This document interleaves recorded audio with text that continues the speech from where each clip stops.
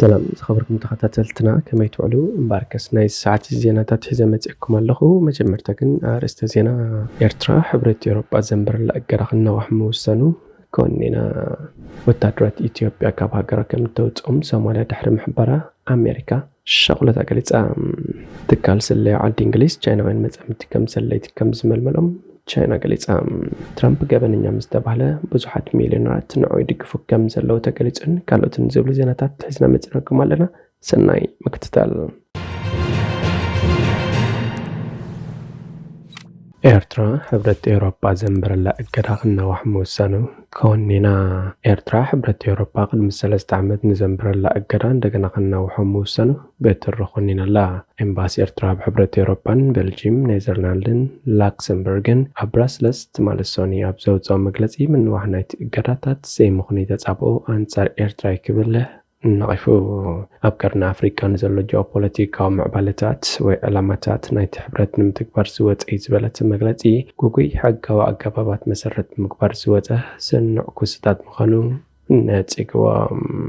بتوسخي تيمباسي مغلاتيو إيرترا بكالسي نسبعو مسلات تولدت هاقريا ملؤ مخبار سبعو مسلات بزسف حملكو بوليتيكاوي سيفيكاوي كوتاباوي محبراو مبهلون مأكلن كندن بوليس منغستي إيرترايو كبل موغيتو أقاد حبرت يوروبا تهاقر نزمزقوت عبقسكاس سبعو مسلات أبقمت زيئتو مخانون نات مغلات نغيفو الله ሶማሊያ ወታደራት ኢትዮጵያ ካብ ሃገራ ከምትወጽኦም ድሕሪ ምሕባራ ኣሜሪካ ሸቕለ ተገሊጻ ጸሓፊ ጉዳያት ኣሜሪካ አንቶኒ ብሊንከን ምስ ፕሬዝደንት ሶማሊያ ብቴሌፎን ኣብ ዝገበሮ ምዝርራብ ኣብ ዞባ ምብራቕ ኣፍሪካ ዘሎ ውጥረት ክረግእ ከም ዘለዎ ሓቢሩ ብሊንከን ብቐዳም ምስ ፕሬዝደንት ሓሰን ሼኽ ማሕሙድ ኣብ ዝገበሮ ወግዒ ኣብቲ ዞባ ዘሎ ውጥረት ክረግእ ከም ዘለዎ ከም ዝሓበሮ ቤት ጽሕፈት ሚኒስትር ጉዳያት ወጻኢ ኣሜሪካ ገሊጹ ሶማሊያ ብትሕቲ ሕብረት ኣፍሪካ ኮይኖም ኣብ ሶማሊያ ተዋፊሮም ዘለዉ ሰራዊት ኢትዮጵያ ካብቲ ሃገር ከተውፅኦም ምዃና ድሕሪ ምሕባርያ ኣሜሪካ ሸቕለታ ትገልጽ ዘላ ኢትዮጵያ ምስታ ሶማሊያ ኣካል ግዝኣት እያ ትብላ ሶማሊላንድ ኣፍ ደገ ባሕሪ ከውባ ዝኽእል ስምምዕ ድሕሪ ምፍራማያ بزيت حقوست سوماليا مس إثيوبيا أزنبرا ركب كتزحتلو ترأيا أما خرا هكراو دحنت بريزيدنت سوماليا حسن علي أب محبرا ميديا بزكادو مدرخ زته تمس عقاب حقي سلام حبرت أفريقيا خوينا بسوماليا توافير زلو سراوت إثيوبيا أمو داتا خلتشن إسران 4 تغليلو خاب سوماليا خوات مخانو حبيرو أتاب سوماليا توافير زلو عقاب سلام عدما سلطانو أب كلتشن إسران 4 يو زابكا انت قنات أما خرا هكراو دحنت تمام تمعكاب سلام توافيرهم زلو سراوت نحادة توسخ عمد كتنحو دليت سوماليا 5 خنو كوان تحبره سراوت إثيوبيا جن أب تمعكاب سلام كغتصل سوماليا دليت كم زي بلا قاليت أبتم معكاب سلام جيكا سراوت إثيوبيا كينيا جيبوتي يوغندا بروندي ون سراوتن أو وافيرنا لوام أما خرا هكراو دحنت بريزيدنت سوماليا حسين علي أتاب سوماليا توافير زلو تادرت إثيوبيا أبتاقو جلا أكاب سلام كتنح كم زي بلو بروه سخنا وساني حليفنا لنا إلو سوماليا سراوت إثيوبيا خوات تحتل زلا مخنيات تتعمم غالتين هاقرات تفتيرو زلو ديبلوماسي أبوات ركام سخنون قاليت سراوت إثيوبيا مستم كاب كالوت هاقرات استواتو سراوت بمخن اتهاقر كاب على الشباب زبز حمد قاعدات مكل خال كم ساعت ويز قلت تمثال قاعدات بغركب كم زلوز قلت على الشباب كاب سوماليا حليفو أب قربا بتسوماليا سخنا هاقراتون قبرشي برامات قاعدات كفتسم ترأيو أب سوماليا عقاب سلام انتزي أتو على الشباب نملت سوماليا نمكوتر أقم 5 نبرون يكلاتيهم عبز حلف أول إيتا ما جرشم سراوت إثيوبيا فيلد ماشر برهانو جلام ساقراوت تلفزيون إثيوبيا بزكارو قال محتات لألفر كامريتي سوماليا بسراوت إثيوبيا كمزحليو قاليت نيرو فيلد مارشال برهانو جلا سراوت إثيوبياوي منقست سوماليا مغادشو كف كم زبل جير ودحر مبال إثيوبيا سراوتات صباح كاب سوماليا انتاوتيا منقست سوماليا مغادشو كف قبل زخلاي مسلنن اليوم صحفي قدات أمريكا أنتوني بلينكن مس بريزيدنت حسن شيخ محمود تاب زكروا ناي تليفون زرب منقس سوماليا أتكرو أبصر قبل شبرح كخون كم زلوه قاليص لهم منقس سوماليا سراوت إثيوبيا قبل أخمع كاب سلام كوات دحر محبرو تم سراوت إثيوبيا الله فينا النفس سوماليا سراوت تنزل أخا كينيا جيبوتي رواندا بروندن نزع عمل كتن كساب حجي زهاوريته لان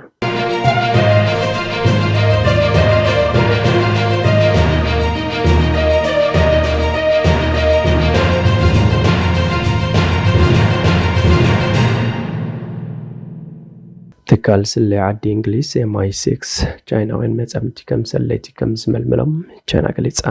ወኪል ስለይ ዓባይ ብሪጣንያን መጻምቲ ከም ሰለይት መልሚሉ ክትብል ቻይና ከም ዝኸሰሰት ካብታ ሃገር ዝተፈነወ ሓበሬታ ይርድእ። ኣብ ዝሓለፈ ሂደት ወርሕ ኣብ መንጎ ቤጂንን ምዕራባውያን ሃገራትን ካብ ዝቕረቡ ተኸታተልትን ሓድሕደን ኣብ ጉዳይ ስለይ ክስታት ምጽማድን እዩ። መሰረት ጸብጻብ ሚኒስትሪ ጸጥታ ጉዳያት ወጻኢ ቻይና እቶም ክልተ ሰራሕተኛታት ቻይናውያን ንትካል ስለይ ዓዲ እንግሊዝ MI6 ሓያል ድሌት ገንዘብ ናይቲ ሰብኣይ ድሕሪ ምምዝማዞም እዮም ብዓወት ክምልምሎ ዝኽኣሉ። ትዋንግ ዝተባህለ ቻይናዊ ሰብኣይ ብድሕሪኡ ዝተመልመለት ዙ ብዝብል ስም ትፍለጥ መጻምድቱን ንዋንግ ከም ሰላይ ዓዲ እንግሊዝ ኮይኑ ክጽምበር ዓሊሙ ብምእማኑ ንኽልቲኦም ክምልምሎም ከም ዝኽኣለ መግለጺ እቲ ሚኒስትሪ ወሲኹ ይረድእ።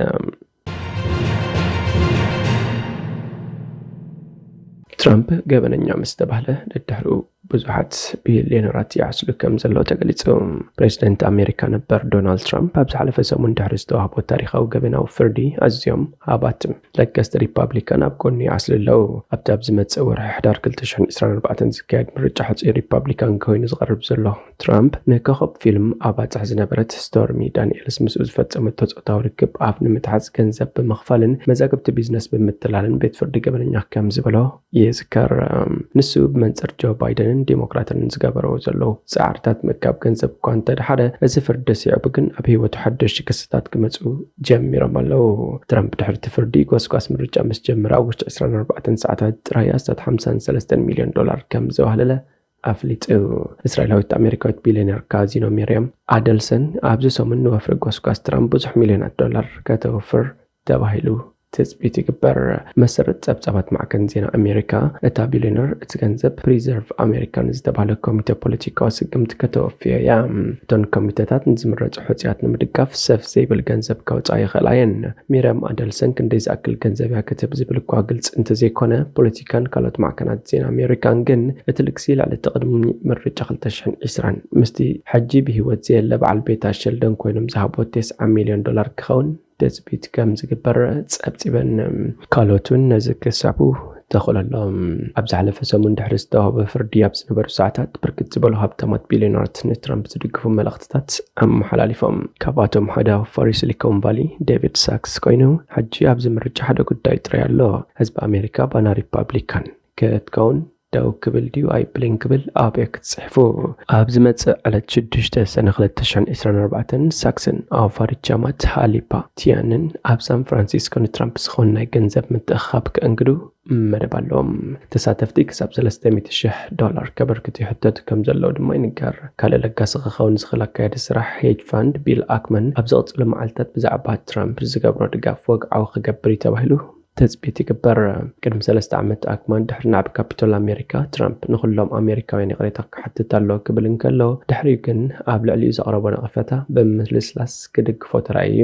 ኣካየዲ ስራሕ ጉጅለ ብላክስቶን ስቲቭ ሽዋርምዛን ሓደ ካብቶም ኣብ ዎል ስትሪት ፍሉጣት ዝኾኑ ቢልዮነራት ኣብቲ ምርጫ ንትራምፕ ከም ዝድግፎ ድሮ ወግዓዊ ገይሩሎም። ሽዋርዝማን ልክዕ ከም ኣክማን ቅድሚ ሕጂ ካብቲ ፕሬዚደንት ነበር ርሒቑ ዝነበረ እዩ። ኣብ መወዳእታ ወርሒ ግንቦት ግን ሽዋርዝማን ቁጠባና ኢሚግሬሽንን ፖሊስታት ወፃእን ነቲ ሃገር ናብ ጉጉይ ኣንፈት ይወስዶ ኣሎ ብዝብል ስክፍታ ብዙሓት ኣሜሪካውያን ከም ዝኣምን ገሊጹ። ብተወሳኺ ጸረ ሰማያውነት ምውሳኹ ኣብ ሳዕቤናት ናይቲ ዝመጽእ ምርጫ ዝያዳ ከድህብ ገይሩኒ ኢሎም። ካልኦት ክሳብ ሕጂ ደገፎም ንትራምፕ ዝገብሩ ፍሉጣት ቢልዮነራት መስረቲ ሄጅ ፋንድ ጆን ፖልሰንን ሮበርት መርሰንን ከምኡውን ሃሮልድ ሃምን ሃብታም ካሲኖ ስቲቭ ዊንን ይርከቦም። ድሕሪ ናዕቢ ካፒቶል ኣሜሪካ ኣብ 2020 ንትራምፕ ምድማፁ ከም ዘጠዓሶ ዝገለጸ ቢልዮነር ኣፋሊ ነርሰን ፔልትስ ኣብ ዝሓለፈ ወርሒ መጋቢት ኣብ ፍሎሪዳ ኣብ ዝርከብ መንበር ገዚኡ ኣንጊድዎ እዩ። ብኣንጻሩ ኢሎን ማስክ ኣብ ዝምርጫ ንኽልቲኦም ሕፅያት ገንዘብ ከም ዘየፉ እኳ እንተገለጸ ምስ ትራምፕ ብቐጥታ ዝመሓላለፍ መደብ ከእንግድ ከም ዝሓሰበ ይግለጽ። ብተመሳሳሊ ቢልዮነር ቴክኖሎጂን ፍሉጥ ለጋሲ ሪፐብሊካን ዝኾነ ፒተር ቲል ንወፍሪ ጎስጓስ ትራምፕ ንምውፋይ ንዘቐረበሉ ሕቶ ከም ዝነፀጎን ኣብዚ ምርጫ ዝኾን ኣበርክቶ ክገብር ከም ዘይሓሰበን ይግለጽ። መሻርክቲ ኣብ ፍሉጥ ትካል ካፒታል ሴኮያ ዝኾነ ሻውን ማጉየር ኣብ ልዕሊ ትራምፕ ዝተመሓላለፈ ፍርዲ ፍትሓዊ ኣይኮነን ብምባል ንትራምፕ $300,000 ከም ዝወፈየ ገሊጹ።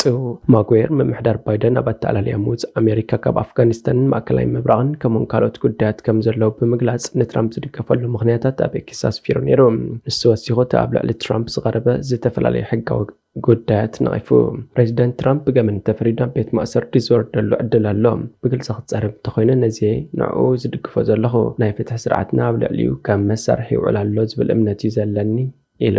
ባይደን ክሳብ ሕጃብ ዘካየዶ ጎስጓስን ምትእኻብ ገንዘብን ንትራምፕ በሊጾ ይርከብ ኣብ መወዳእታ ወርሒ ሚያዝያ እቲ ጎስጓስ $192 ሚልዮን ጥረ ገንዘብ ኣብ ኢዱ ከም ዝነበሮ ትራምፕ $93.1 ሚልዮን ጥራይ ከም ዝነበሮ ጸብጻባት የመልክቱ